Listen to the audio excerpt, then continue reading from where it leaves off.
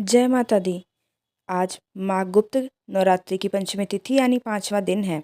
आज के दिन बहुत ही शुभ दिन है, फलदायी दिन है। जो भक्त अपनी मनोकामना पूर्ति के लिए माँ भगवती की या महाविद्याओं की पूजा इन गुप्त नवरात्रि में कर रहे हैं या फिर उपवास रख रहे हैं, आज के दिन आप सच्चे मन से माता रानी से प्रार्थना करें। माता रानी आपकी मनोकामना अवश्य पूरी करेंगी। गुप्त नवरात्रि के 5वें दिन महाविद्या, छिन्नमस्ता और स्कंद माता की पूजा की जाती है। छिन्नमस्ता माता का स्वरूप अत्यंत ही भीषण है। यह माँ का अत्यंत उग्र रूप है, इसलिए उनके इस रूप को प्रचंड चंडिका भी कहा जाता है। माँ का एक नाम छिन्नमस्तिका भी है। माँ अपने अन्य उग्र रूपों में राक्षसों की कटी खोपड़ी हाथ में लिए रहती हैं, जबकि इस रूप में उनके एक हाथ में स्वयं उनकी ही खोपड़ी रहती है। माँ का वर्ण गुडल के समान लाल है तथा वस्त्रों के रूप में उन्होंने केवल आभूषण धारण किए हुए हैं। उनका सिर कटा हुआ है तथा धड़ में एक से रक्त की 3 धाराएं निकल रही हैं। उनके आसपास उनकी 2 सेविकाएं खड़ी हैं। रक्त की 3 धाराओं दोनों सेविकाओं के मुंह में जा रही है और एक धारा माँ के स्वयं के मुख में जा रही है। गले में उन्होंने राक्षस की खोपड़ी की माला पहनी हुई है। कटे हुए सिर पर उन्होंने एक मुकुट धारण किया हुआ है, जिनके 3 नेत्र हैं। माँ के 2 हाथ हैं, जिनमें से एक में खड्ग तथा दूसरे में अपना ही कटा हुआ सिर माँ ने धारण किया हुआ है। माँ ने कमरबंद के रूप में भी राक्षस की खोपड़ी को बांधा हुआ है।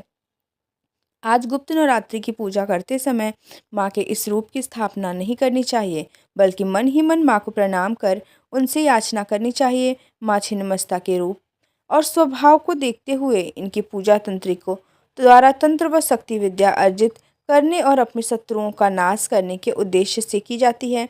आम भक्तों को केवल इनकी उपासना करने की सलाह दी जाती है, न कि विशेष रूप से इनकी पूजा या साधना की जाती है। पौराणिक कथा के अनुसार एक बार शिवप्रिया माँ पार्वती मंदाकिनी में स्नान करने के लिए गई हुई थी। साथ में उनकी प्रिय सखियां जया और विजया भी थी। माता को भूख की अनुभूति हुई, इससे उनका स्वरूप काला पड़ गया। उनकी सखियों को भी बहुत भूख लगी। जगदम्बा की सखियां जया विजया कोई सामान्य नहीं है। शाक्त परंपराओं में इनका बहुत महत्व है। दोनों ने माँ जगदम्बा अर्थात माँ पार्वती को कई बार टोका और कहा कि भूख लगी है, कृपया भोजन का प्रबंध कीजिए, परंतु उस समय महामाया प्रकृति में लीन थी। मंदाकिनी में स्नान के बहाने वह पूरे जगत पर करुणा बरसा रही थी।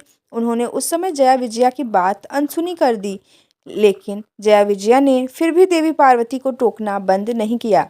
हार कर जया विजया ने कहा कि माता तो अपने शिशु की रक्षा के लिए, उसके उदर की भूख मिटाने के लिए अपना रुधिर यानी कि रक्त तक पिला देती हैं, और फिर देवी आप तो संसार की पालक हैं, सबकी भूख शांत करती हैं, क्या हमारी भूख नहीं मिटेगी? आखिरकार देवी पार्वती ने वही बात कह दी जिसे हम सब सामान्य तौर पर अपने ही मित्र साथियों से कह देते हैं कि ज़्यादा ही भूख लगी है तो मुझे ही खा जाओ। लेकिन यहाँ पर यह बात बिल्कुल भी साधारण नहीं थी, बिल्कुल भी हम जैसे मृत्युलोक के प्राणियों की नहीं थी। जया विजया जैसी प्रिय सखियों के ताने सुनकर देवी पार्वती सचमुच क्रोधित हो उठी और नदी से बाहर निकल आई। अपने खड्ग का आह्वान किया और अपना सिर स्वयं ही काट लिया। तभी उनके धड़ से रक्त की 3 धाराएं निकली, जिसमें से 2 धाराएं जया और विजया के मुंह में गई। तीसरी धारा स्वयं जगदम्बा के मुंह में आकर गिरी। फिर तीनों की वह रक्त पीने लगी। जब देव पार्वती ने स्वयं अपना ही रक्त पी लिया तो उनका हाव भाव और स्वभाव उग्र हो गया।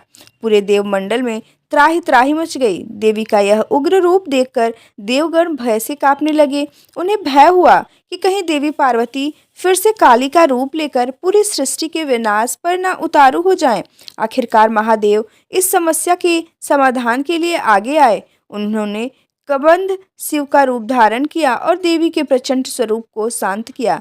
शिव जी के आग्रह को देवी पार्वती टाल नहीं पाई और फिर वह अपने वास्तविक रूप में लौट गई। जगत में स्त्री का रूप धारण करके महामाया हमेशा भावों के केंद्र में रहती हैं। माँ, पत्नी, बेटी, बहन के रूप में जैसे यह जीवन के हर क्षण में स्थित है, ठीक उसी तरह वह इस धरती पर हर तरफ अलग अलग स्वरूपों में उपस्थित होती हैं।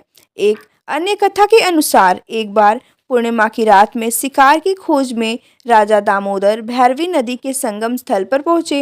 रात्रि विश्राम के दौरान राजा के स्वप्न में लाल वस्त्र धारण किए हुए तेज मुखमंडल वाली एक कन्या देखी, जिसने राजा से कहा कि हे राजन, इस आयु में संतान ना होने से तेरा जीवन सूना सा लग रहा है। मेरी आज्ञा मानोगे तो रानी की गोद भर जाएगी। राजा की आंखें खुली तो वे इधर उधर भटकने लगे। इसी बीच उनकी आंखें स्वप्न में दिखी कन्या से जा मिली। वह कन्या जल के भीतर से राजा के सामने ही प्रकट हुई। उसका रूप अलौकिक था। यह देखकर राजा भयभीत हो गए।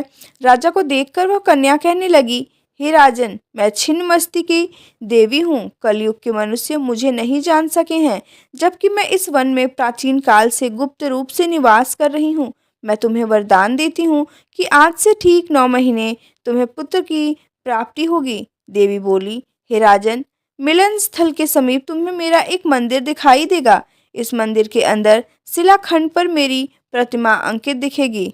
तुम उस प्रतिमा की पूजा करना। ऐसा कहकर देवी छिन्नमस्ती के अंतर ध्यान हो गई। इसके बाद से ही यह पवित्र तीर्थ रजब के रूप में विख्यात हो गया। देवी छिन्नमस्ता का शक्तिपीठ झारखंड राज्य की राजधानी रांची के करीब 80 किलोमीटर और रामगढ़ से 28 किलोमीटर की दूरी में अवस्थित है। रजब में भैरवी, भीड़ा और दामोदर नामक नदी के संगम पर उपस्थित देवी का यह मंदिर 51 शक्तिपीठों में दूसरा सबसे बड़ा शक्तिपीठ माना जाता है। यह मंदिर इसलिए और भी अधिक लोकप्रिय है क्योंकि यहाँ बिना सिर वाली देवी को पूजा जाता है। आज के दिन देवी छिन्नमस्ता की पूजा लाल वस्त्र पहनकर और लाल पुष्प अर्पित करने की जाती है। भोग में मां को खीर का भोग अर्पित किया जाता है। उम्मीद है यह जानकारी आपको पसंद आई होगी। वीडियो अगर पसंद आई हो तो प्लीज़ वीडियो को लाइक ज़रूर कीजिएगा। जय माता दी।